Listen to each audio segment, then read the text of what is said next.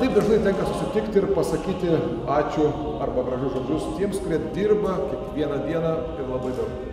Kaip miesto vadovas tikrai džiaugiuosi turėdamas tokį kolektyvą.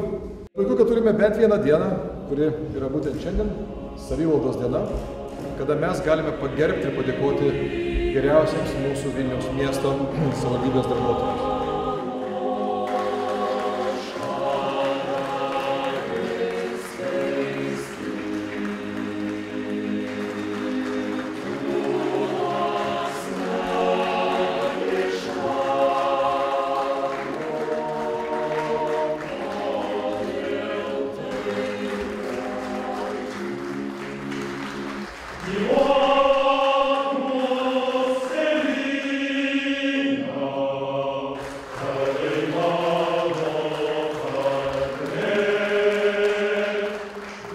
This